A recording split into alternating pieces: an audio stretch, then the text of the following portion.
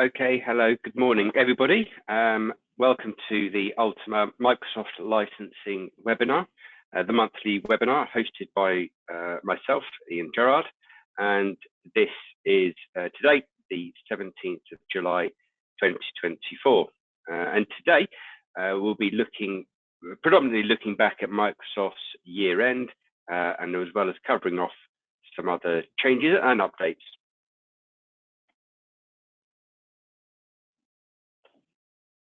I'm just going to start slowly. I do think we have some people joining us. For those who don't know, my name is Ian Gerard. I'm the head of Microsoft Licensing at Ultima. I've been doing this role for up to 13 years and up to 13 years for 13 years now. And this is really focusing around the Microsoft licensing changes, this webinar, kind of what will your insights be? What can you glean from the information? What can you learn?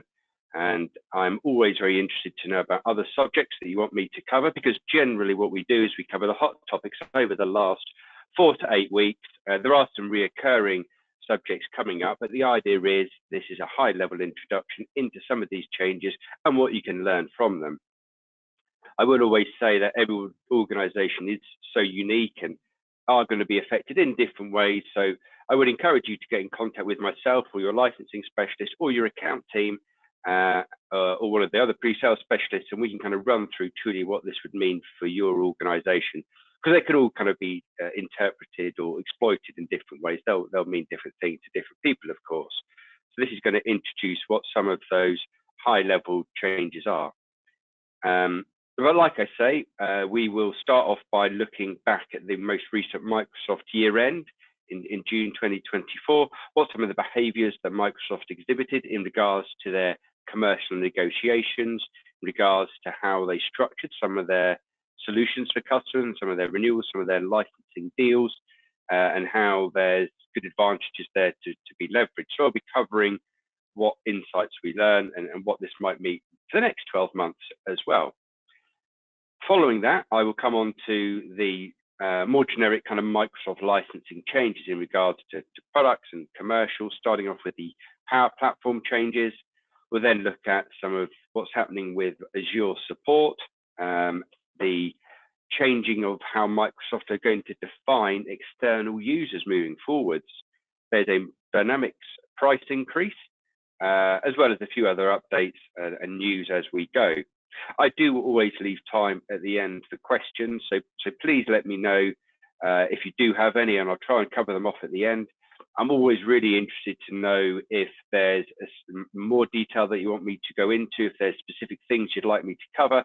So please provide all feedback as it comes, and hopefully you'll be able to kind of cover that off. So yeah, this is being recorded, so you'll get a copy of the recording following this webinar, as well as a copy of the slides. But like I say, please don't hesitate to contact us if you'd like a more direct one-to-one session. One of the first reasons, or kind of promoting of this webinar this month, which is the most relevant thing to cover, was the end of Microsoft's financial year in June 2024. Now, obviously, we know that their full financial reports aren't out yet. We know that they've had very strong performance over the last 6 months, with a high focus on their AI and cloud services.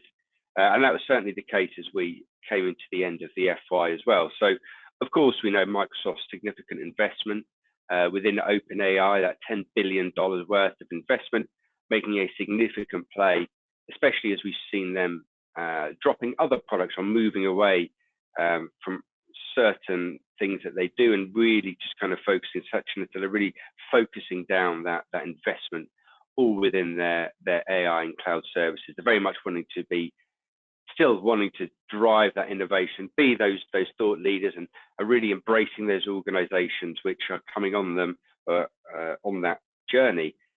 So really, when we're talking about the emphasis on AI and cloud services, what that means when we're talking about Microsoft Copilot, there's many different iterations of Copilot now. I'm not going to go into great detail. We have done a lot of webinars, a lot of information, a lot of meetings, a lot of fantastic events all around Microsoft Copilot. We know that that's Microsoft 365 for Copilot, which is the one effectively what we're talking about here, the one that's you pay £25 per user per month, and therefore it works within all your Office apps. There's also elements such as, ones such as Copilot Studio, Copilot for security, and effectively any organization looking to invest in this AI journey, Microsoft were basically providing support and incentives in the form of discount off that license cost and funding to help those first services being deployed. Certainly the main focus has been on that funding part. As we went through the end of that financial year, if you're sitting there thinking, well, I am making some investment in their AI strategy, I am buying different Copilot products, what we generally saw was organizations not really getting any commercial discounts, no money off the actual cost of the license until they were buying actually at least 1,000 of those licenses. And then once you kind of get to 1,000 licenses, I'm specifically talking about Copilot for Microsoft 365, the one that costs £25 per user per month. Then you're looking at around a 10% discount.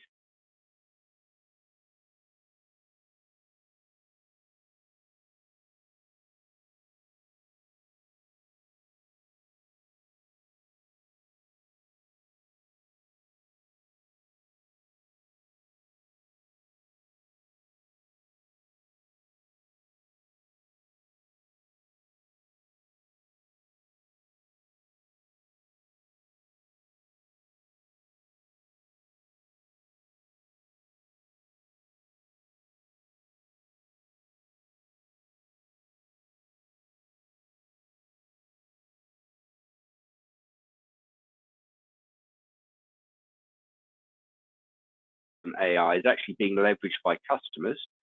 So they're doing that by, number one, by the licenses at a discount, but number two, here's all the funding, or here's some partner funding. And again, I'll come on to that momentarily, but kind of looking into those insights of how their innovations are being exploited.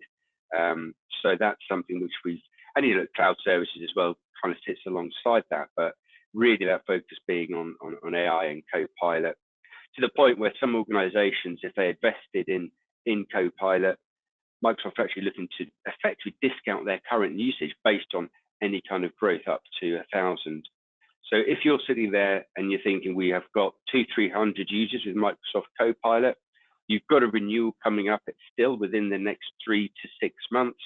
That is still something where you can have a real focus on how you're leveraging Copilot, how you're leveraging that insight, that AI at the moment, and bake that into those negotiations moving forward with Microsoft as well.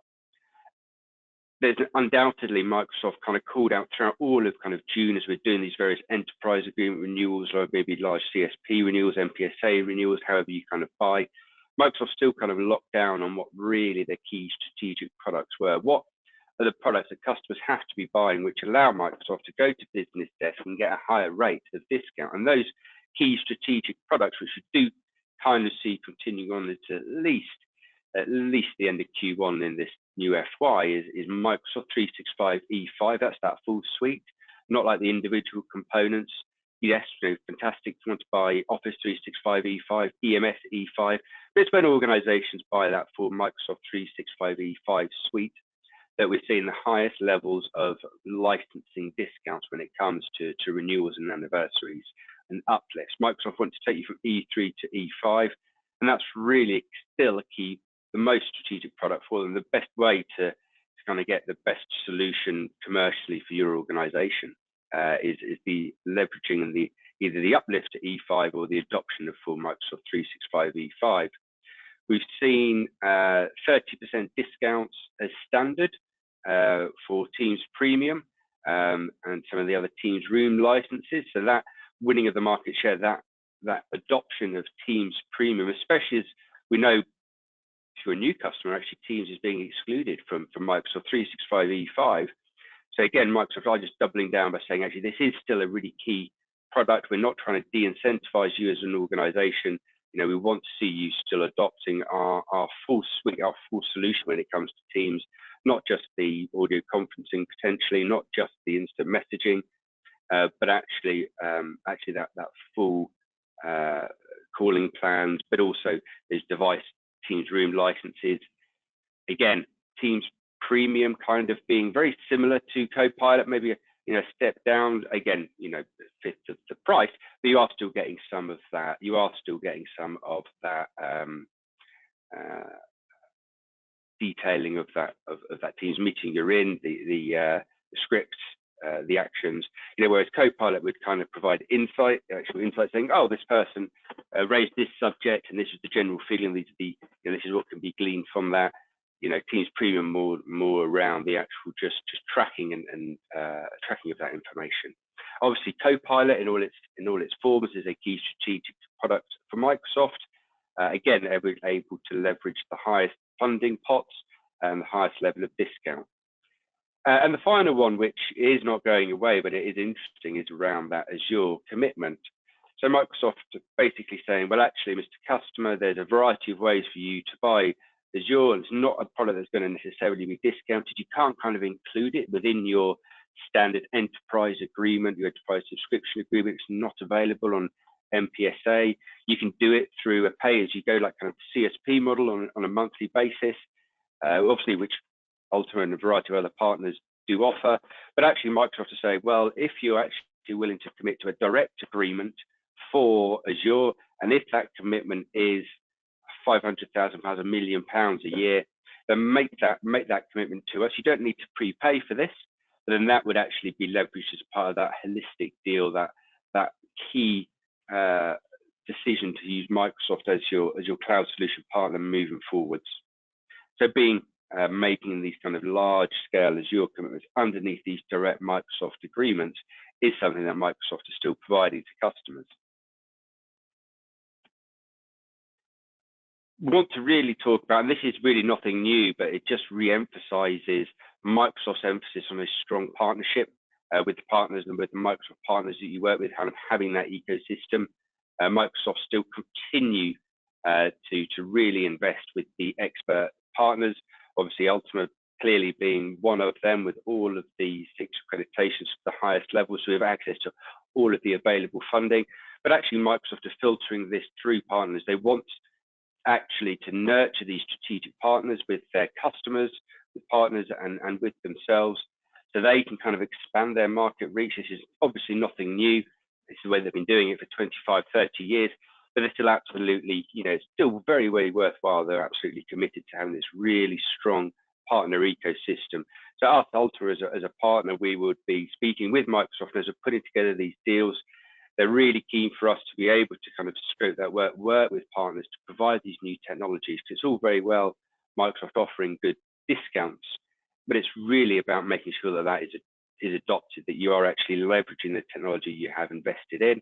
And Microsoft is continuing to do that. And we've really seen that ramp up a lot even more over the last 6 months, by just providing much more funding to these key partners. And if you're not potentially working with one, they will now go in there, and whereas before they might have been agnostic, Microsoft are now making strong recommendations for the partner of choice for the particular solution you might be looking for. They'll always respect you as a customer in regards to what partner you want to work with, but those key partners are able to leverage all those different funding pots which are available to them, mainly because there's no doubt that there's still the competitive angle,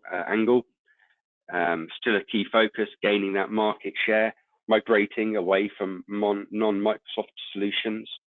Sorry, actually, I just want to cover another area which is something that Microsoft putting a lot of focus on, and it's around this Azure private marketplace.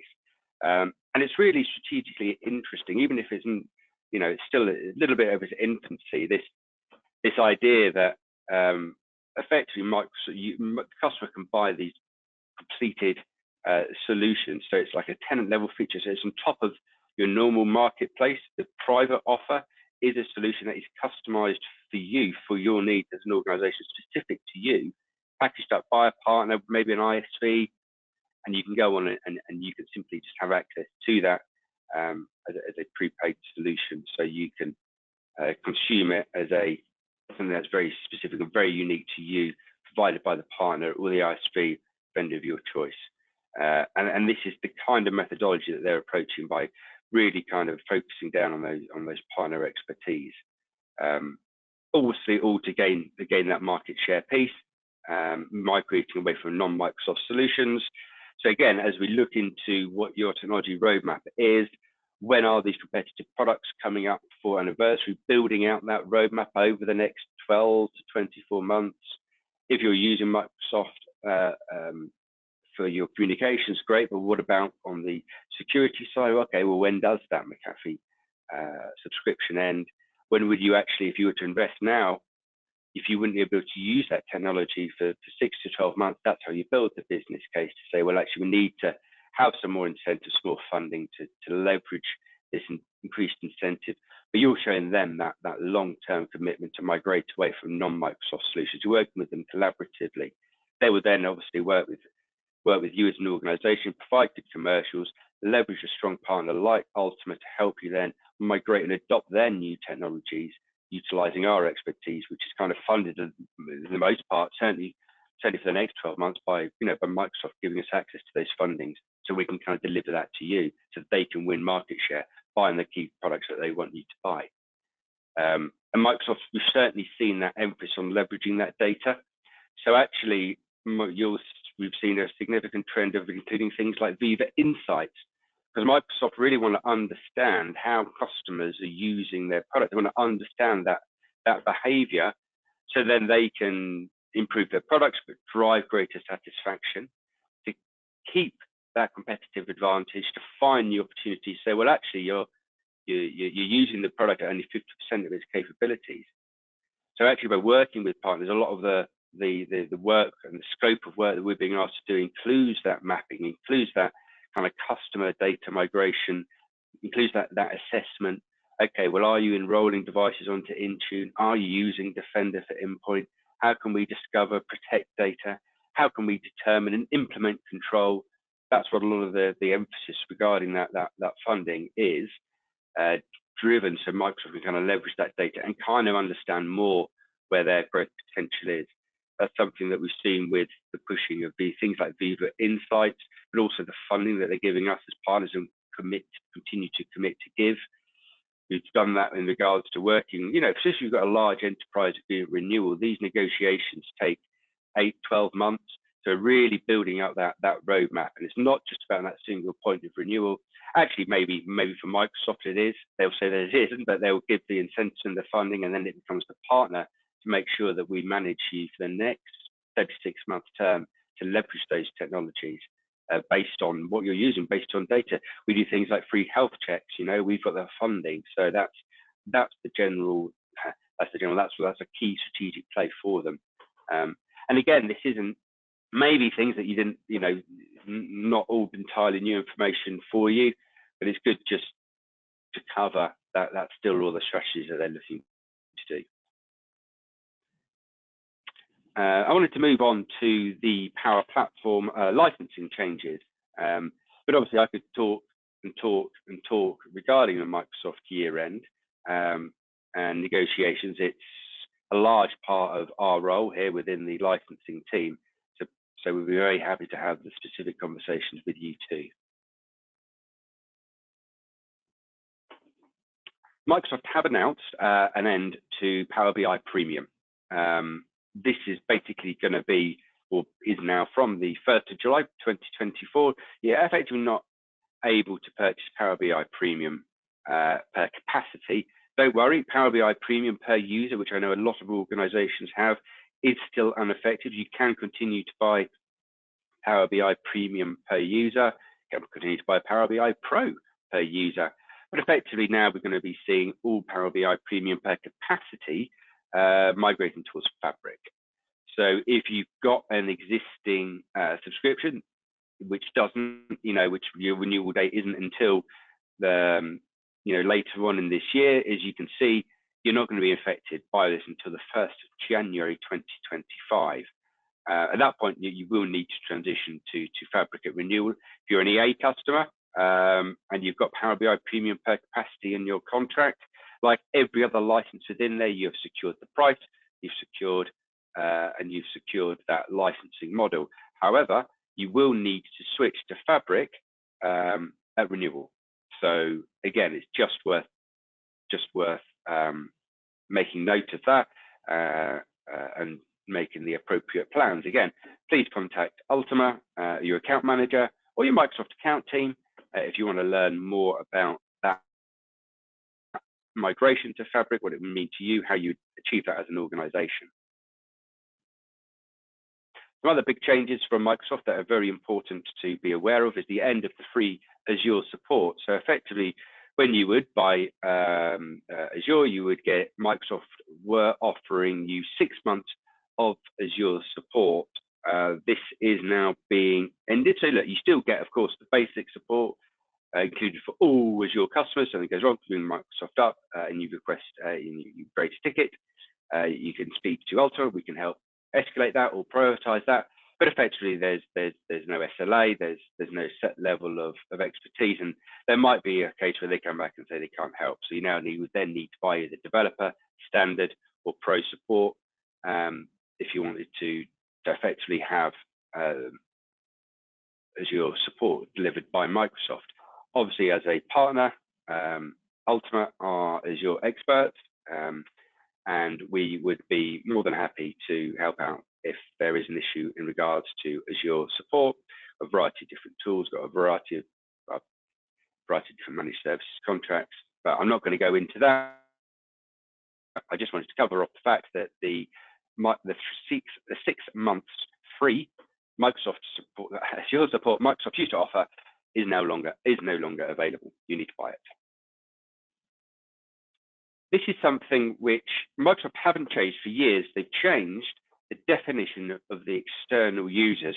And it's something that sometimes it's so easy to miss, but actually this could have really significant ways on the way that you license your user. So previously, the current, how you license your users, effectively, if they're a user of yours, you'd say, oh, you need to buy them a Teams license, a SharePoint license, because they're an employee, they're your users.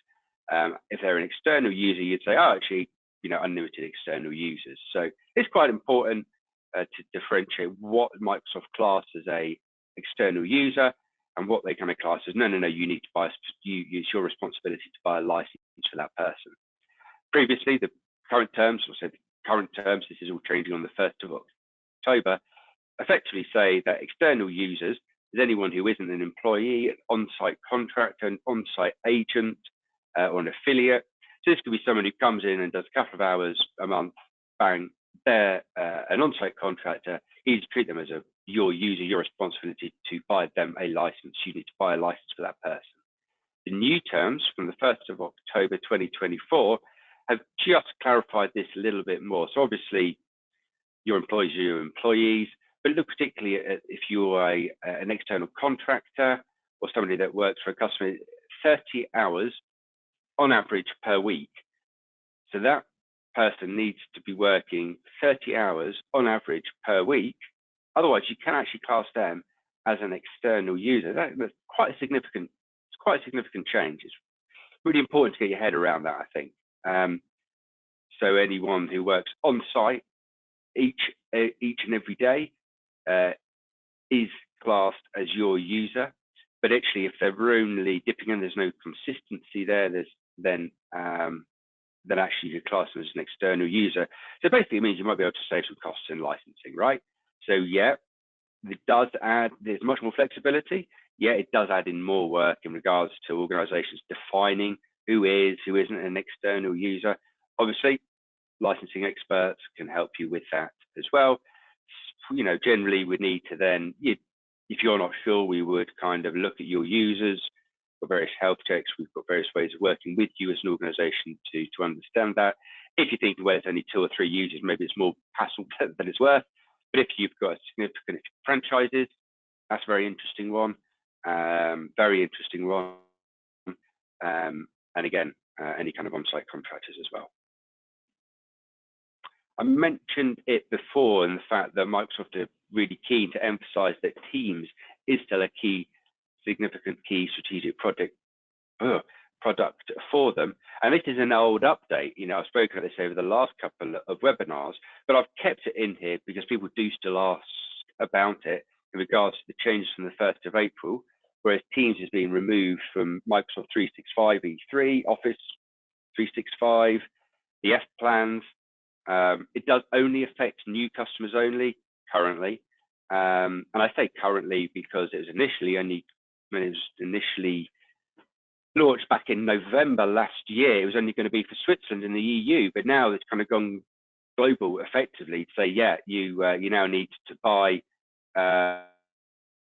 Teams separately. But Microsoft is still very much making sure it's a key product for them. And they said, oh, it's only going to affect new customers only. So as long as you bought it before, you can still renew, uplift users, you can still, increase. Would I expect Microsoft to change their mind about that? I think that would be sensible to consider Microsoft maybe going back on something that they've said, and maybe we will see in 6-12 months time, maybe I'm wrong, that Microsoft say, nope, that's it. You now need to buy Microsoft 365 E3 or Office 365 E3 and then buy Teams on top, because it's not going to be included. And if that is the case, I look at the prices today, it's about a 5% increase in cost.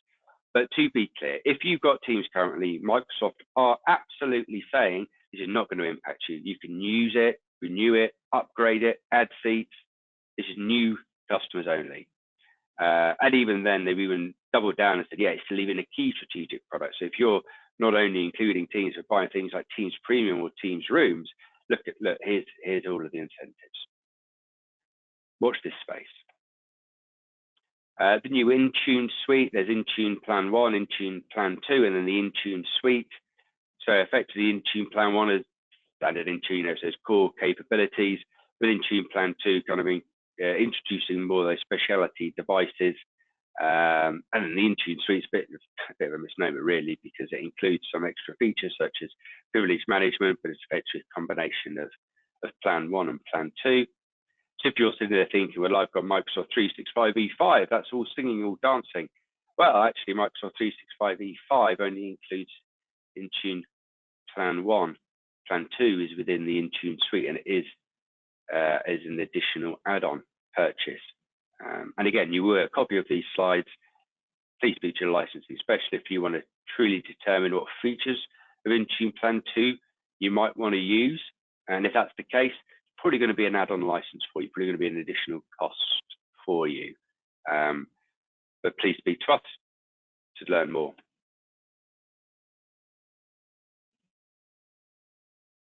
There is a Microsoft price increase coming for Dynamics on the 1st of October 2024. They've announced it's going to be across a variety of different products and a variety of different ranges from kind of 10% up to 17%. Some pricing will remain unchanged, but it is such a key product for you, for your organization. If you do use CRM or licenses, ERP licenses, it's going to be a significant product for your organization and a significant price increase on what is not a cheap product at the moment. What is interesting is that the pricing for Dynamics on CSP is a lot cheaper than it is on the enterprise agreement. And yeah, Microsoft are incentivizing the enterprise agreement to combat that CSP pricing, but like we don't see that across other products.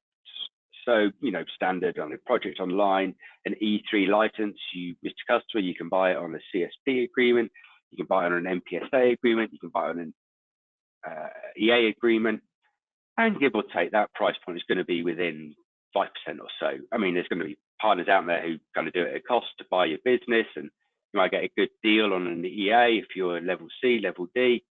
But my point being with Dynamics, or the Dynamics on the CSP price list is heavily incentivized. Mainly because Dynamics is such a difficult product, many partners will say, well, actually, we only do Dynamics. So we can tell you the license is a really good price. There's going to be quite a high cost for us to provide a service to you. But it's just really interesting that CSP offers by far the best pricing on Dynamics. Again, maybe your organization are wide and you've got an EA or an SCE, Server and Cloud Enrollment, and you're sitting there on a 50% discount thinking, well, Ian, that's not correct. Yeah, that there are those types of deals out there as well. But also we are seeing a price increase coming for Dynamics on the 1st of October 2024. So as a Microsoft partner, Ultima can absolutely help you and guide you You probably maybe work with a expert in-house or a unique Dynamics partner who only does Dynamics, completely standard. But we complement that. Similarly, we know what we're doing in regards to the licensing piece. Dynamics partners know what they're doing in regards to that implementation piece.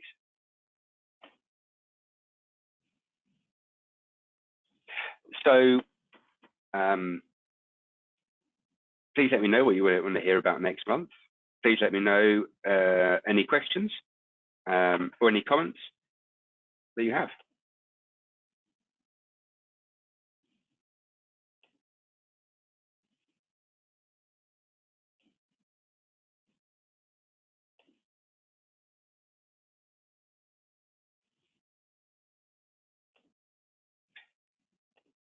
Okay, there haven't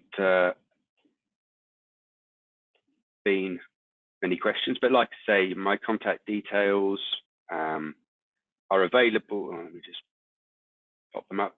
You'll be sent these slides, you will be sent this recording.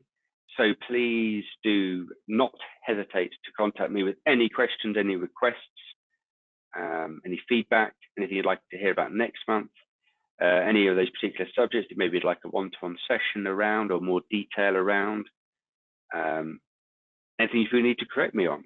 I am very, very interested to gather all information, and I have a very open mind in regards to how you think these things may or may not affect you. So yeah, I hope that was useful.